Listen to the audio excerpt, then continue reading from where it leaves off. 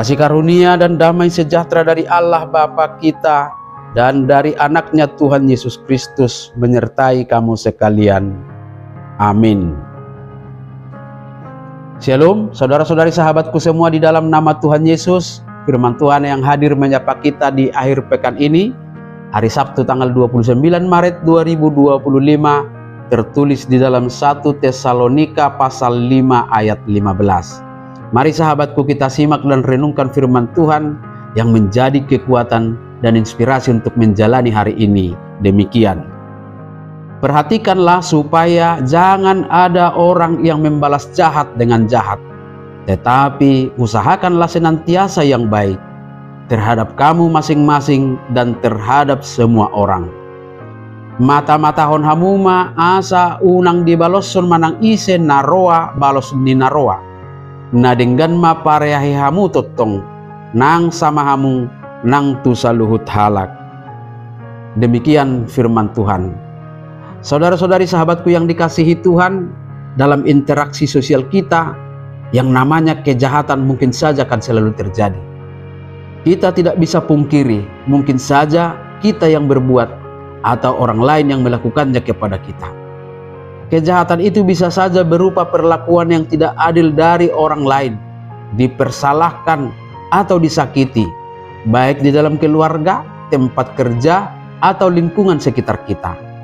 Saat mengalami hal-hal seperti itu, naluri manusia memang cenderung ingin membalas.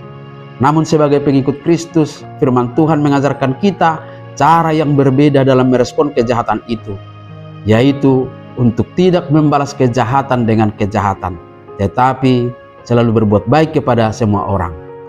Muncul pertanyaan, mengapa kita cenderung membalas kejahatan dengan kejahatan itu?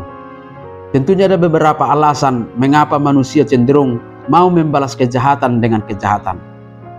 Kita merasa perlu membalas agar orang lain merasakan apa yang sudah kita rasakan. Ada juga alasan lain, yaitu karena kita tidak ingin dianggap lemah atau membiarkan diri kita diperlakukan semena-mena, atau katakanlah ini adalah soal harga diri menurut pemahaman duniawi kita, sampai kepada usaha hanya untuk memuaskan keinginan membalas dendam. Dan tentunya masih banyak alasan lain, tetapi firman Tuhan hari ini dengan tegas mengatakan bahwa kita harus memilih jalan kasih dan kebaikan daripada membalaskan kejahatan dengan kejahatan.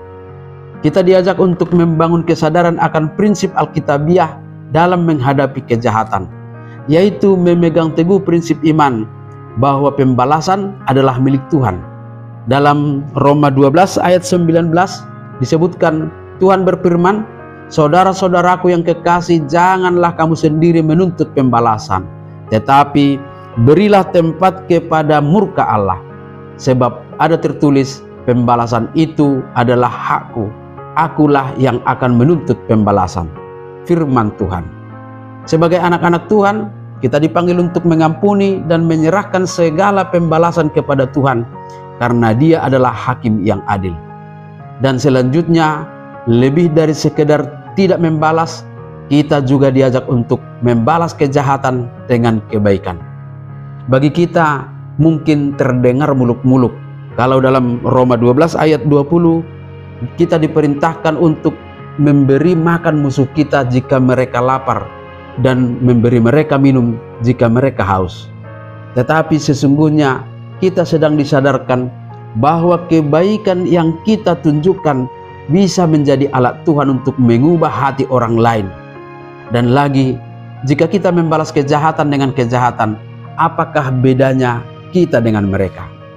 Maka karena tuntutan iman Kristiani kita lah saat ini, kita diajak jangan membalas kejahatan dengan kejahatan. Serahkanlah pembalasan kepada Tuhan. Balas kejahatan dengan kebaikan.